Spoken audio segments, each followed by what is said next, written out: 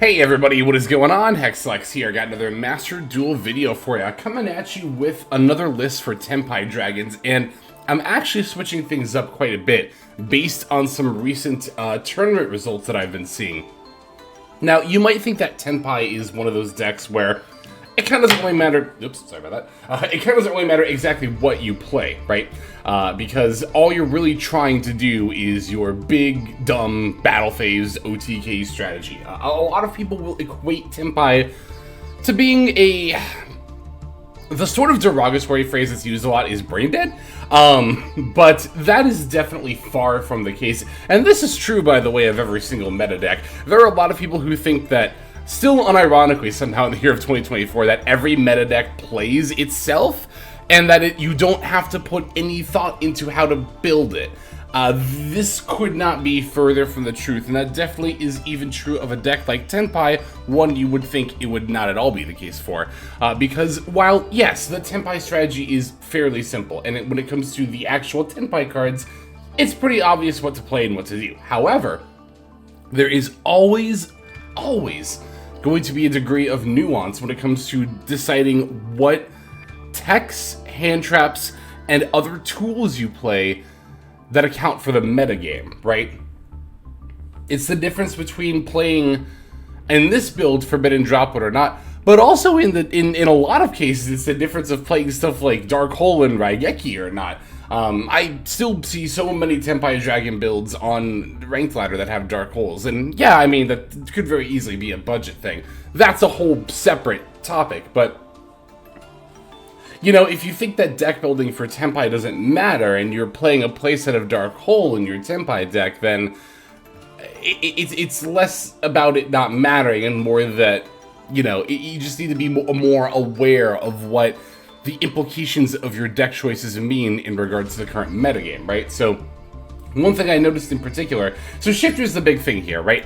I've said a lot in recent Tenpai videos that I didn't think Shifter was quite good enough for Tenpai, and that I also thought that stuff like Forbidden Droplet was actually better. But when looking at recent tournament-topping Tenpai builds, one thing I noticed overwhelmingly was that the builds that were getting like first, second, you know, top four were on Shifter.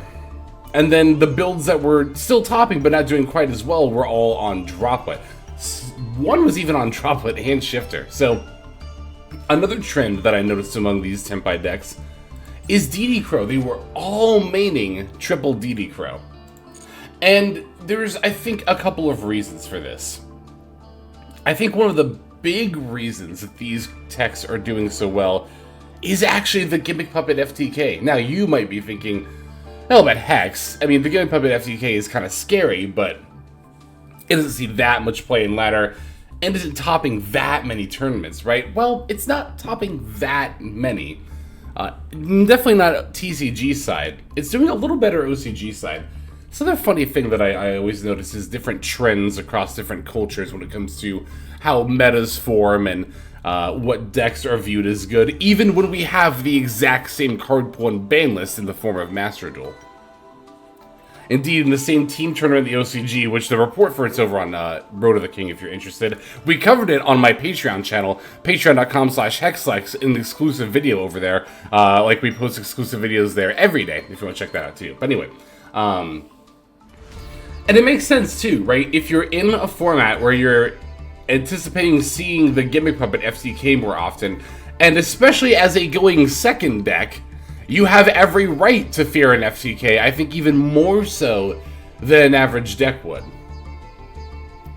So when you think about that, and also the fact that, like, DD Crow is very good against a lot of other decks in the meta, including the Mirror Match. You know, being able to snipe the card that Biden Dragon is targeting, or even maybe in certain situations, the Biden Dragon itself. I don't know, you know? Shifter I talked about before, it is actually a little bit more difficult to OTK with Tenpai under Shifter. And that is something you can use to your advantage when playing in the Mirror Match. Of course, you look at all the other decks out there. White Forest being very popular, of course, right now because it just came out. White Forest cannot even pay its cost under Shifter, because I think the cards are a cost to send a Spell Trap to the graveyard. Yeah, so it's interesting. It's so easy to make assumptions about not just a deck in general and its place in the format, but also like what cards you should be playing in that deck in the format. I think it's quite fascinating, honestly. I know a lot of people wouldn't find a deck like Tenpai to be fascinating in like any regard, but I find this kind of thing, yeah, very much quite fascinating. Droll and Lockbird is actually also very good right now. I would assume that Gimmick Puppet FTK does enough searching that this is going to come up, but again, you think about other recently released and popular decks, White Forest. I can tell you from experience playing a ton of White Forest decks that Droll is pretty devastating a lot of the time to White Forest as a whole. As well as, of course, just being a good card in the meta. It's not bad against the mirror match sometimes. Like if they go Kaiman for Pydra and then you Droll. Or if they try to go like Sangen summoning. Because they'd probably still summon a Pydra and try to go for Kaiman at some point, right? But yeah, so we're playing more of these hand traps as opposed to board breakers like Forbidden Drop. And I think Forbidden Droplet is a fine board breaker for going like in a best of one. But yeah, I said it when Tenpai very first came out that I was under the impression that hand traps would end up being better in the long run than board breakers. I think we are seeing that come to fruition here for sure.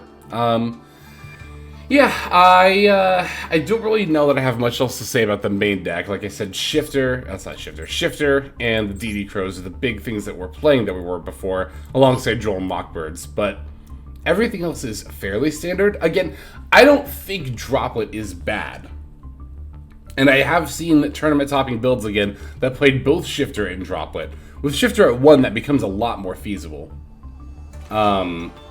If I were going to include Droplet in a build like this, you'd probably just have to cut the Drolls or the DD Crows, one of the two. For the sake of experimentation, I would probably cut the Drolls first, just to really see how good DD Crow is in this meta, but I wouldn't be surprised if that were correct. But of course, I'm also talking about ranked ladder meta as opposed to a tournament meta, which a build like this was more suited for. It could very well be that Droplet is actually correct in a ranked ladder meta, but I digress. Again, fascinating things to think about. So, it's Tenpai. I'm not going to bother breaking it down card by card. We all know it. We've all seen it. So let's just go ahead and look at some of these replays here.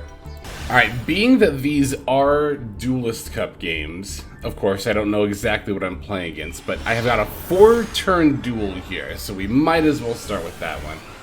You better believe we're going to be going second during each of these, but I think we also lost all of these coin flips, too, to be fair. And it's a mirror match, huh? Wait, it's a mirror match? That's right! So my first opponent elected to go first while playing Tenpai cards. I would assume this was a misclick. I haven't done this yet, but there have been a couple of times where I almost clicked going first, and then I was like, oh yeah, I'm playing Tenpai, so I decided to Ash the Pydra. I will say that might not have been correct. I kind of regretted that afterward, and in hindsight, I think that was absolutely incorrect to Ash the Pydra. I should have used my Imperm on it, because it would have been very easy for my opponent to follow up with Sangen Summoning or Sangen Kaiman.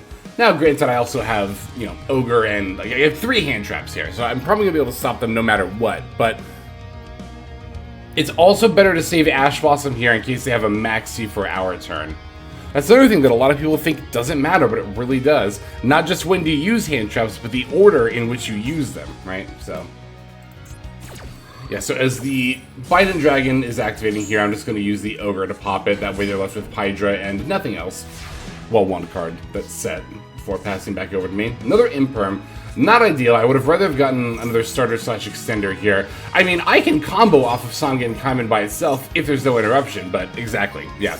As you're seeing here, how likely is that to be? And so they're going to negate my Pydra, and I am absolutely incentivized to crash our Pydras here, in case my opponent top decks like a... I mean, I don't know. I just don't want them to have another buy to be able to make plays with. That's not even necessarily a synchro plays, but can even be a spheres, right? And so we got the double Imperm Sangen Kaiman set.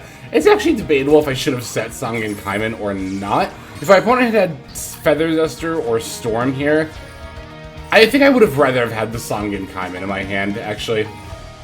Although here with the Poke Draco, I can go for a Battle Phase Sangen Kaiman to stop myself. I mean, it's taking 400 damage, who cares? But I can grab Fodra and try to bring back Pydra. My opponent's got a Super Poly, pitching their last card, which is an Effect Veiler. But, I mean, this kind of tells me I've already won the game, right? The Super Poly can't negate the Pydra. It can only go for Garura. Garura and Dora Dora don't mean anything. They can't even make the Heretic Seal of the Heavenly Spheres. I can add Sangen Summoning, and it now no longer matters what I top deck. I can always combo out on my next turn with the Sangen Summoning, so... And then, yeah, they're just going to concede as soon as I activate that, because they know. They already know they've lost at this point. We still had an Imperm left over, which is nice. So, yeah, like I said, I'm just going to assume that my opponent misclicked here when they elected to go first while playing Tenpai. Or maybe they're playing, like, a Tenpai hybrid deck that actually wants to go first, but they just didn't draw their other engine. I'm going to assume it was the latter, not the former. But I think this does show the importance of the usage of hand traps within Tenpai. Again, it's so easy to think of Tenpai as a deck that requires no skill or thought, but that's not true of any Yu-Gi-Oh deck, right? I think anyone who's trying to claim that any Yu-Gi-Oh deck takes literally zero skill is has some sort of vendetta or a grudge. But I digress. Anyway, let's check out our next duel. Alright, more games with Tenpai here. Let's see what we've got for this one. Yeah, like I said, we lost all these coin flips, which means that none of our opponents are necessarily any the wiser going into these games that we are on Tenpai. Another phenomenal hand here. 3 hand traps, Duster, Sangen, something you could not ask for too much more here. Opponents can lead with Nightmare Pain and then follow up with a 1/1 pitching the Terra Incarnate. Definitely going to want to be using the Ash Blossom here on the 1/1. Always best, if possible, to use it in a situation where, because 1/1, ironically, despite the name, is not a 1/1, it's a 2/1. You have to give up the monster from your hand to the graveyard as well as the card 1/1 to special summon the level 1 monster. So if your Ash Blossom can ever be a 2/1, like right here, I mean, like, just look at this game state situation we're in after this Ash Blossom. I feel like this illustrates it very, very well, right? Like, after that Ash Blossom, my opponent's left with a Nightmare Pain they can't do anything with, and 2 cards in hand, to my 4 cards in hand, which again are 2 hand traps, a way to wipe their back row, and then a way to make plays. This is also why I really value this sort of, like, balancing, right, when it comes to playing hand traps versus starters as opposed to board breakers. Hand traps are just always going to be more versatile. So, what was their face on the card? It was Imperm? Yeah, so we got rid of that plus Nightmare Pain. Sun gets Summoning activating here. Ash Blossom is going to be our opponent's last card, which means I am not going to get to OTK this turn. But I've already won the duel. Because my opponent has no cards in hand or field, I'm going to summon Magnemite here. Magnemite to add a dragon during the end phase, which will be an OTK for sure during the next turn. And then I still have Effect Veiler and Ghost Ogre in hand. There's quite literally nothing the Yubel player could top deck here. No one card, I think, that would completely bail them out of this situation. And that, I think, this is a lot of the essence of playing a Tenpai deck. Again, is like navigating the disruption, picking the best hand trap too. I honestly can't help but wonder how many Tenpai games out there have been thrown because the person activated the wrong hand trap when they had multiple opportunities to. It happens very regularly, very, very regularly, for sure. But one more game that we're going to look at before we finish off here. Let's end with that one. Yeah, another thing I was thinking about that last duel just now, too, is the fact that we got our opponent into such a simplified game state, which is something we were talking about in a recent video as well. About how a lot of the time it's not even necessarily knowing about how to play your deck the best or how to counter your opponent's deck, but just getting in a simplified game state, right?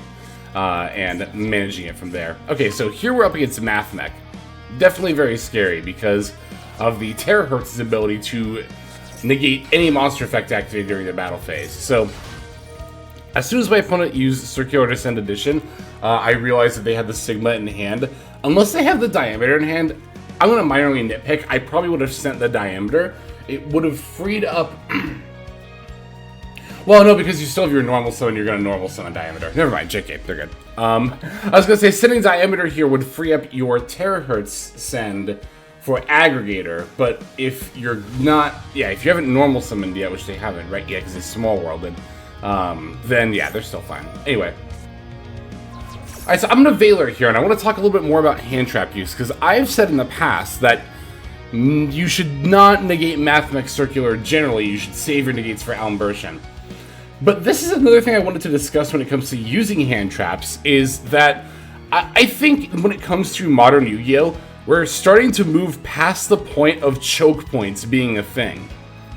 When people ask, where do I negate a deck, or what's the deck's choke point, I think what a lot of the time what they mean is, where can I use one Effect Veiler or one Imperm and just stop their turn completely? And yeah, there are decks that are like that, but as time goes on, there are less and less decks like that. And you're going to see, especially if you look at the TCG, OCG, at that far in the future, that choke points when it comes to Veiler and Imperm are like almost non-existent. It's more about evaluating based on what your opponent's playing and what's in your hand. So here, I see an opponent who has had to use a lot of resources in hand just to get their plays going. Kind of similarly to our last opponent using the 1-for-1, right? They had to use the Sigma from hand, they had to give up the card for Small World, which was what, the Gamma Seal? Yeah, so I'm going to use the Veiler against the Circular here. Not something I would normally do, mainly because I do still have Ash Blossom and Imperm in hand, but also I'm looking to stop both the Terahertz as well as the Super Factorial line. Here my opponent has a call by, which is unfortunate. However, when you consider the fact that Veiler was still able to trade for one of the only 2 remaining cards in my opponent's hand, I feel a lot better about that, because it means that my opponent is a lot less likely to have an extender when I negate the Sound Version. And it means if they do have an extender when I negate the Sound Version, they're not going to have any hand traps or any disruption, because I'm going to get to Ash Blossom this Almbertian. Because I've negated both Circular and Almbertian, I've stopped Super Factorial altogether. Now, if they have an extender, which they do, then they can simply go into a Terahertz anyway. But 1 Terahertz by itself is so much more manageable than also having to deal with Super Factorial. Even playing a deck like Tenpai, because, like, if nothing else, we could Synchro into a Qui Belt and destroy it, right, during the main phase. And that would leave our opponent here in top deck mode. But of course, we could definitely do a little bit better. We have Sangen Summoning and Shundra in hand. And I think a lot of people would have asked, like, Hex, why wouldn't you have saved one of those negates for Splash Mage or for Transcode Talker, right? Because that would have stopped the Terahertz, and that negates your entire deck. And it's easy to have that perspective of like, oh, Terahertz shuts down my entire deck, I should prioritize that more.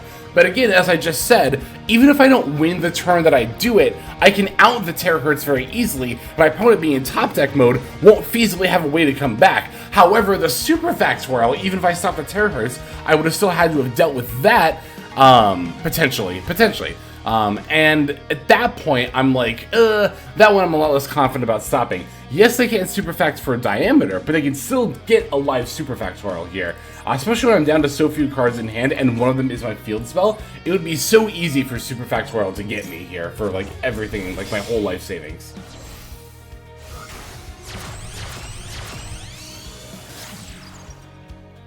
Terahertz is going to get to send the D-Save Worm, which is a little bit annoying, but might not matter here.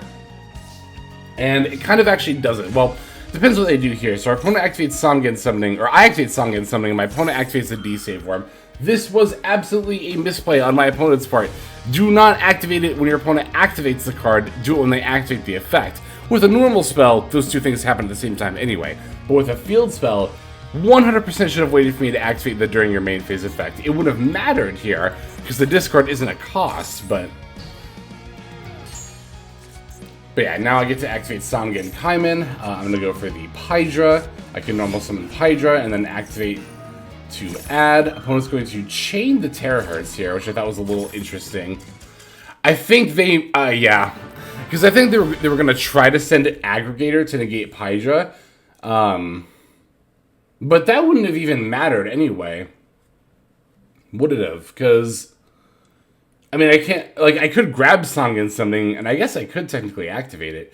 Wait, that would matter, because I could Sangen Summoning, pitch Shundra, add Genroku, special Genroku effect, send for Fadra, special Shundra, gotten an extra body. Oh, that would have 100% mattered. Then I could have gone, during the main phase, of course, Synchro Summon into Bident, bring back Shundra, go into Quibel. That wouldn't have been an OTK, but would have outed Terahertz during the main and let me deal most of their life points, like over 5,000 points of damage. I'm pretty sure there's a way I could OTK there. I just have to think about it a little bit harder. But, I mean, yeah, it's still... Yeah, like I said, I mean, when it comes to both the deck building and the gameplay process, knowledge of the meta, knowledge of when to use your hand traps, which is more and more becoming less a study a spreadsheet thing and more having meta experience thing. Those are absolutely factors that make any deck, including Tenpai, very skill testing. So that's going to do it for this video. Thanks as always for watching. Let's move now to our outro. Hey everybody, Hexlex here. Just want to give you a huge thanks for watching all the way to the very end of the video. Believe it or not, that is actually one of the best ways that you can support the channel, is by watching the videos in their entirety. But there are many ways in which you can support the channel if you are so interested. The names that you're seeing on screen here, I gotta give an extra special thanks to, because these are people who have chosen to either become a member on YouTube, which if you're interested you can do as well via the join button next to the subscribe button down there, or have signed up over on Patreon and become members there. Link to that is going to be in the description below. Without the support that is being offered by, again, all the people that you're seeing on screen right here, I would not be able to take the time to dedicate to uploading daily YouTube videos. So thank you so very much. But there are also other ways you can support as well. Again, link to the description below. If you like my deck tracker that you'll see in a lot of my videos, the Untapped Companion, you can download that for free, and if you use my affiliate link down there, then that also goes a long way towards supporting the channel. That's again free. So is subscribing here on YouTube. That's also free and a huge way to support. You can also check out Twitch, once again linked in the description below. Following and subscribing over there will not only support as well, but also give you notifications of when I go live if you want to catch some of the live streams. But really, no matter how you choose to support, it all adds up and it all definitely means the world. So thank you, each and every one of you. For now, this is Hexlex. I'm going to be signing out, but more than that, I'm hoping that you have a fantastic day.